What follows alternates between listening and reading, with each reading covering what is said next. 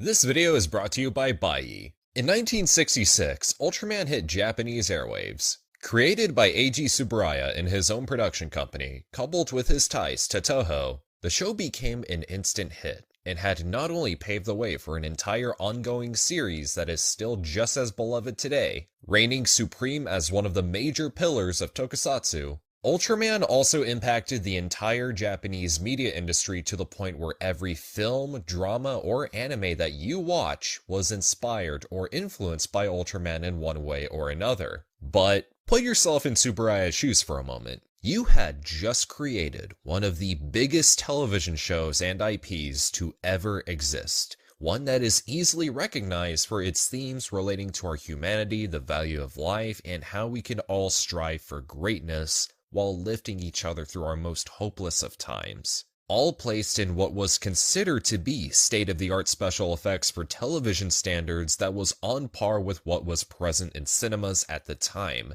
How on earth are you ever going to manage or even attempt to top it? Well, the answer is simple. You make it even better.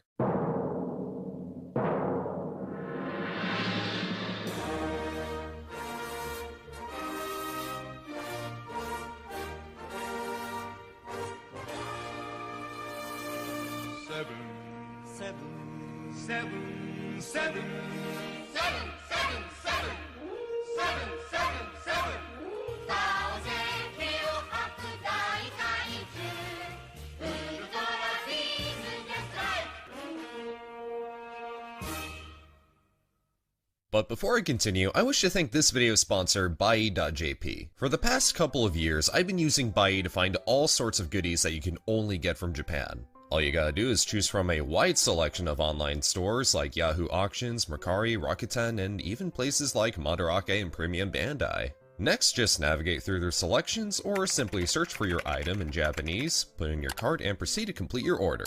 Your item will be sent to Buyee's warehouse where you then pay for a shipping plan and you're all set. With the holiday season coming up, there's not a better time to go do some shopping. And on top of it all, Buyee offering free 2,000 yen coupons to anyone who makes an account with the link in the description. That's a lot of money! As you all know, I'm a huge Godzilla fan, so what better place to shop than the official online Godzilla store? Just look at all this stuff. There's no way you'd be able to find these anywhere else for a good price. I can get a movie monster series Godzilla 2000 or one of those cute little Goji hand figures for free. How about Columbia Music Shop, where I can order the Kamen Rider Black Sun soundtrack CD for about 40% off. Or if you're not that much into collecting and want to feel more in touch with the season of giving, you can go to somewhere like Pampare Mall Japan, which is an entire online shopping mall where you can pick up some stylish clothes, books, snacks, music, electronics, even furniture. Shopping for Japanese products has never been easier, so go shop at Buyee today and feel free to let the world know about its wonders. Be sure to sign up with the link in the description for a free 2,000 yen coupon. It goes without saying that Tokyo Broadcasting System was loving the Ultra series up to this point. Much like how Ultraman was a response to Ultra Q's success, Ultraseven would be the same for Ultraman. TBS gave Tsuburaya a basis for this next installment, which was to essentially have it be a spiritual successor to Ultraman in the same vein with similar concepts, but to try and have a smaller production cost than before. Which is wild considering how much of a huge success Ultraman was. But TBS was willing to give Tsuburaya free rein for what they wanted to do. Though before I continue, it should be worth noting that despite what one may think, Ultraseven is actually not a sequel to Ultraman. At least, it was never intended to be, as at the time, Tsuburaya didn't really have much interest in doing a direct follow-up to Ultraman. But they were willing to create yet another special effects series featuring a hero that comes to save the day from giant monsters. Though this time around, Tsuburaya focuses less on the more fantastical elements from Ultraman and goes further into science fiction and drama. Basically, Ultraseven would be a combination of the core concepts from both Ultra Q and Ultraman. However, this show wasn't called Ultraseven. Instead, it was called Space Base No. 7, about the Science Patrol-like team the Ultra Guard who played a vital role in mankind's advancement to the stars, where they do battle with all sorts of aliens and other anomalies. Did I mention it was the 60s? Now, as cool as this idea sounded, it would actually get disapproved by TBS because it wasn't exactly what they were looking for, mainly due to the absence of a superhero and giant monsters to fight. So then SCRYE not only went back to reusing the working title Redman, they added a new character to the forefront. One who fights alongside the Ultra Guard and carries the device called the Ultra Eye, which when worn causes its carrier, Dan Moroboshi, to transform into the awesome Ultraseven, and then TBS was sold. When it came to the conception of Ultraseven, SCRYE brought back many of the same talents from Ultraman, including Toll Narita, who'd go on to design the now titular hero. Compared to Ultraman, Seven had a more robotic appearance in the early concepts, likely to symbolize humanity's ever-growing relationship with technology, as well as having torso armor similar to that of a samurai. As for the monsters, SCRYE originally considered reusing kaiju from Ultraman, but ultimately decided that it would be better to produce original kaiju just so Ultraseven can stand out as a series. Again, they were still on the idea of Seven being a standalone, and on top of it all, Ultraseven was to take on a more mature approach to its concepts, which we'll get into later. Then, on October 1st, 1967, Ultraseven aired for the first time, and I want to talk about the opening theme for a moment. So you know how in Ultra Q it was very eerie, mysterious, and had you on the edge of your seat waiting for whatever anomaly lies ahead? And how in contrast, Ultraman's theme was very fun, exciting, energetic, and made you want to go all, yeah, go Ultraman, fight those aliens, and save the day. Well, Ultraseven's theme is quite something else. Just listen for a moment.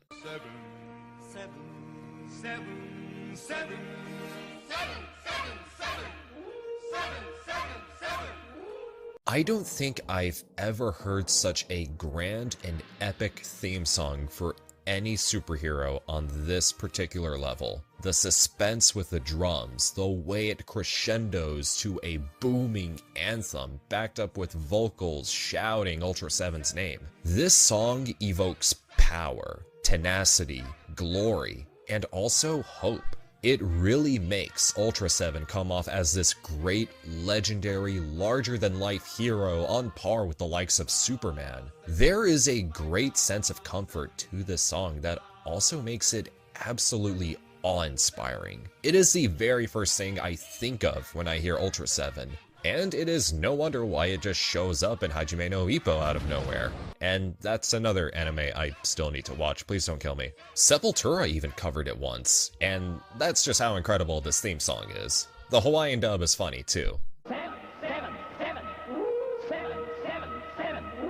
Far among the galaxies. Ultraseven follows the aforementioned Ultra Guard, a branch of the terrestrial defense force that monitors any activity regarding monsters, aliens, and so forth. There's the noble Commander Kaoru Kiriyama, played by Shoji Nakayama, who was previously Dr. Ninomiya in Ultraman episode 31. Sandayo Dokumamushi, who was Arashi in Ultraman, returns as the bold and headstrong Shigeru Furuhashi. And Yuri is the young communications officer, played by Yuriko Hishima. Shinsuke Achiha is the Ultra Guard's weapons specialist, Soga. There's also the tactician and strategist Amagi, who's played by none other than Bin Furuya himself. Yeah, the original Ultraman suit actor. The show, with its much more grounded premise, really goes out of its way to make the Ultra Guard, which is very much a successor to the Science Patrol, as believable as possible, and the makers do an excellent job accomplishing that. You really get the impression that not just the Ultra Guard, but the TDF as a whole is a fully functioning defense branch thanks to the set design and the amount of extras the characters interact with. There are even episodes in the series, like episode 25, Showdown at 140 Degrees Below Zero, that mainly focus on the team, their struggles, and so forth. Ultraseven even goes into themes relating to the expendability of soldiers and how far people are willing to go for what they believe is the greater good. It's especially worth noting that Ultraseven was aired during the Cold War,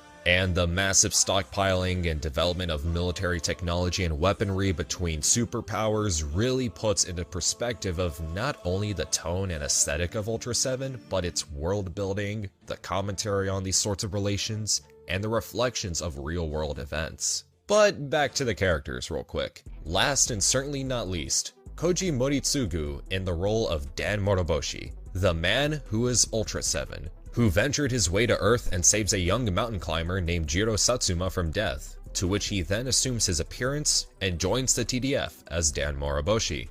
Ultraseven would be played by Koji Uenishi, who worked on several Akira Kurosawa films prior to Ultraseven, as well as Eiichi Kikuchi in episodes 14 and 15. And whereas Ultraman's demeanor and fighting style was more akin to the likes of James Dean with some judo and folk-style wrestling mixed in, Ultraseven comes off more as a boxer with a little bit of Muay Thai when it comes to hand-to-hand combat. But I'll get to the fights later, as I want to go over Ultraseven's arsenal. For starters, he can fly, obviously, shrink down to human size and smaller.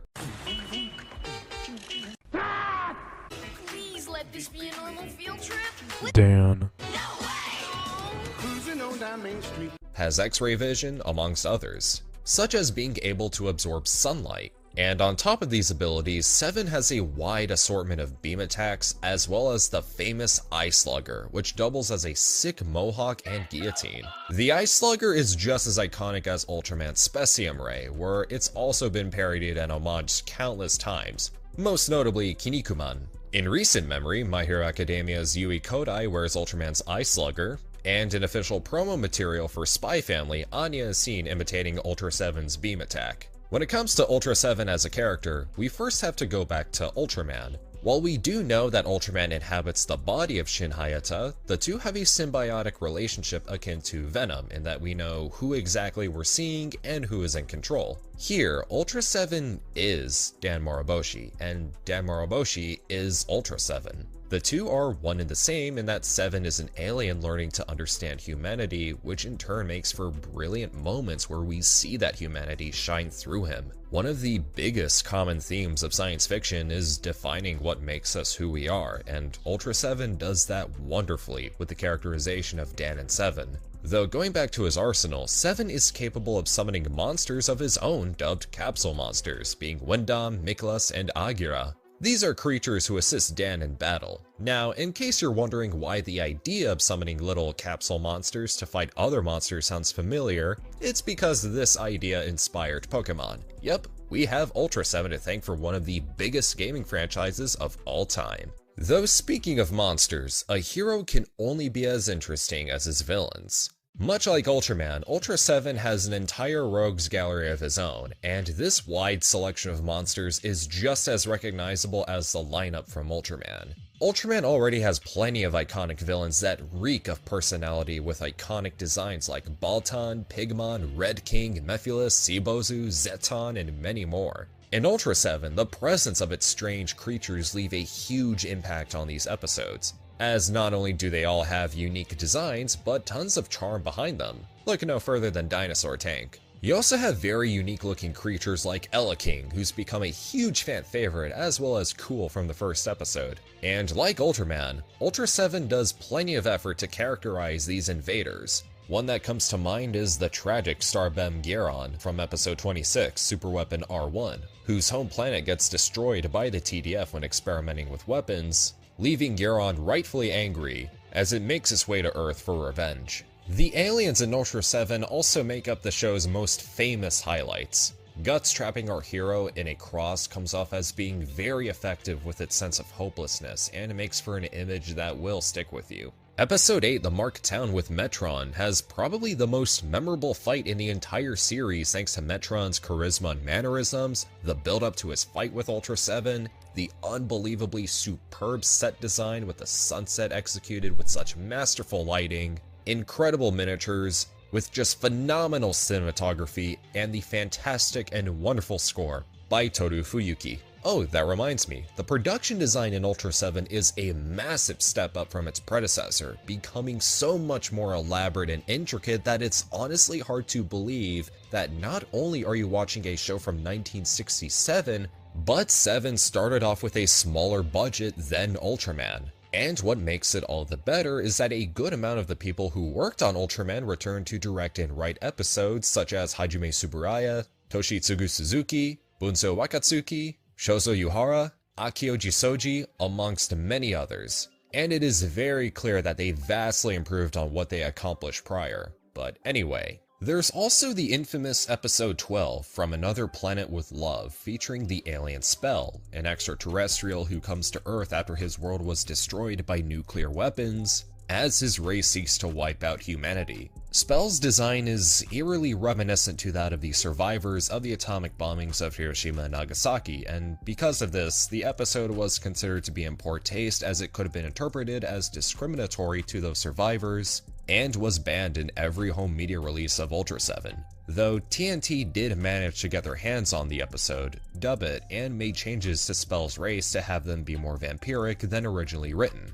And it goes without saying that Ultraseven is certainly a pretty mature show. I've already talked about how it handles its themes during a rather topical moment in time, though the way Ultraseven executes his opponents can be pretty brutal. That Ice Slugger is no joke.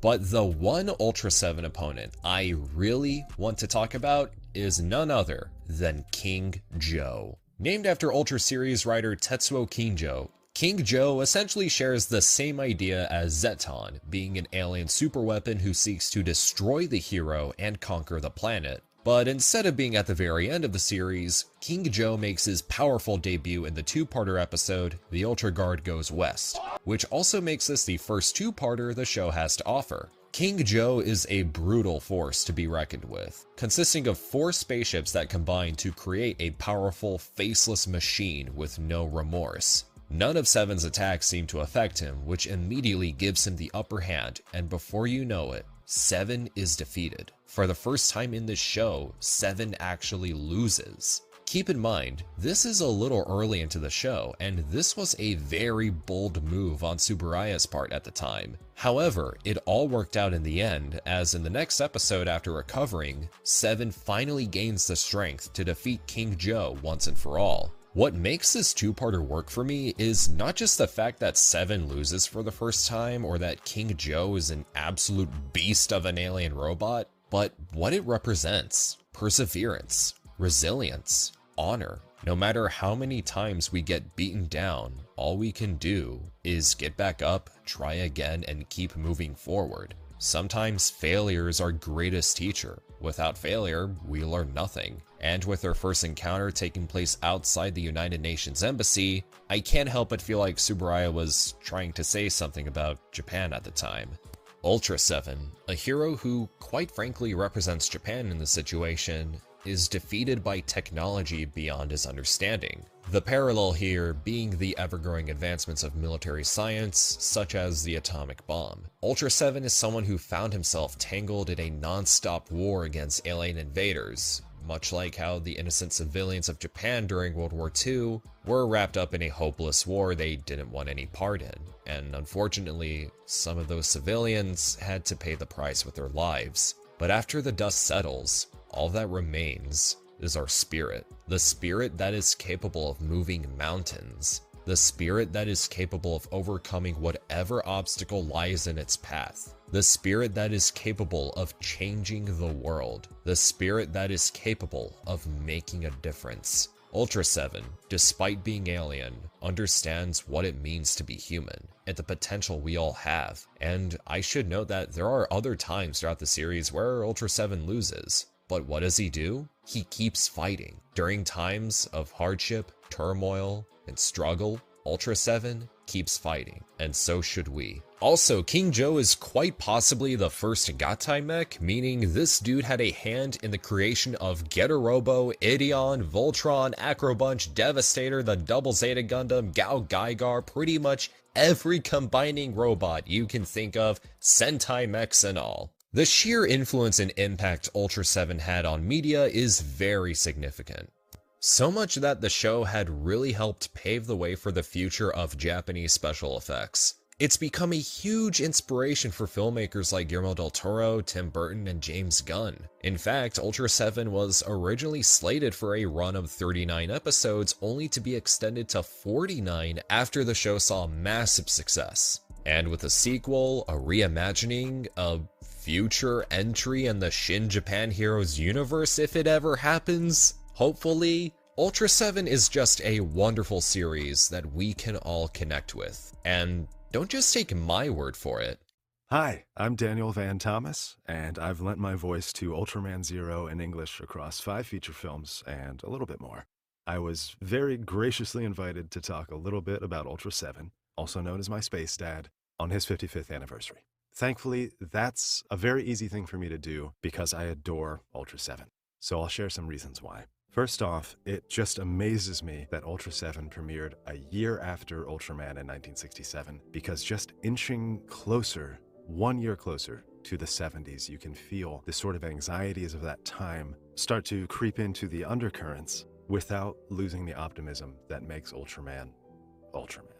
The threats got more extraterrestrial, they got stranger, they got much harder for humans to parse as we were heading into this kind of unknown future, with alien designs that are abstracted and sometimes kind of implausible, or, like the title of the first episode establishes, threats that are invisible to us, or threats that are existential. And so much of that manifests aesthetically, again, moving toward the 70s and embracing that willingness to make mainstream movies and mainstream TV into art house film.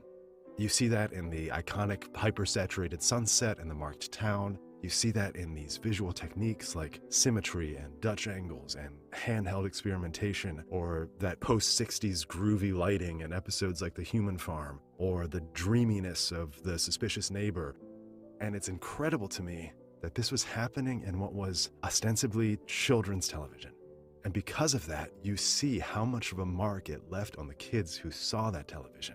You see that in Hideki Anno, Satoshi Tajiri, Guillermo del Toro, Suda51, Hideki Kamiya, James Herron. Their work wears that impact blatantly and interestingly, and I'd like to think proudly. Of course, I have to mention how Ultraseven brought me here. I don't think anybody in 1967 imagined that Seven would become a father figure. But the way that he became one, to me, resembles something out of Greek myth. This kind of ancient serialized storytelling where grand heroes were tossed from one storyteller to another storyteller, and they were allowed to have their myths enriched around some campfire. The way that Jason begins as an Argonaut and becomes, decades later, this flawed father figure in Medea.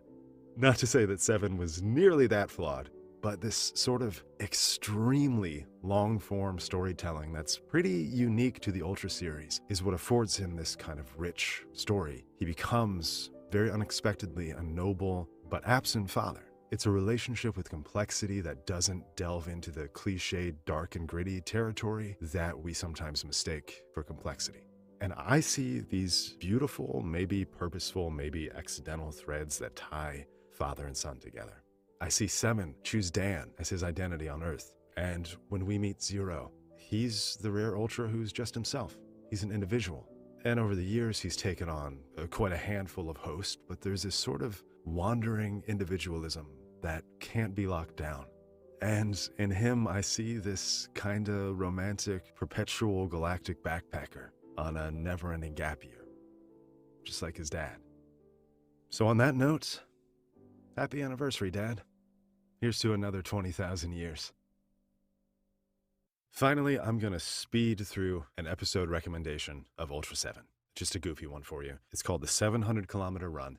Dan sees a movie about rally cars. He then, literally sitting in a teacup ride, he's making vrooming noises, pretending to drive a rally car. He decides it would be sick to drive a rally car. So the Ultra Guard has to move some incredibly volatile explosives. Captain asks for, I'm doing air quotes, literally his words, the safest method. Dan says, bro, let me put it in a rally car. Not because I want to put it in a rally car or anything, it clearly makes the most sense. Don't worry that I've probably never seen a rally car in person. I did just watch one single movie. And, by the way, supports Dan's rally racing dreams wholeheartedly because she loves him so much. It's beautiful. Anyway, nothing could possibly go wrong with this plan unless a tank, which is also a dinosaur, shows up, which it does. Don't worry, completely handled by Seven and Dan's undying enthusiasm for rally cars, which he developed yesterday.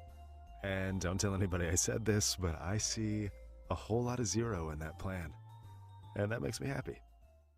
Everyone, thank you all so much for tuning into another one of these lengthy video essays, and I want to give a massive shout out to the great Daniel Van Thomas for contributing to this project. It truly means a lot, and dude, I wish you all the best. Thank you so much. But what do you guys think? Have you seen Ultraseven? What's your favorite episode? Who's your favorite kaiju and why is it Dinosaur Tank? Drop a comment below, and I want to give a very special shout out to my channel members and my supporters on Patreon. So if you like what you see, then consider supporting the channel with the link in the description, where for at least $1 you can get access to my Discord server, and you can also unlock other perks like early access to videos and exclusive content. Also want to give a shout out to Destroya for joining the Patreon. Feel free to like, share, comment, subscribe, all that good stuff, and this is TitanGoji, signing off.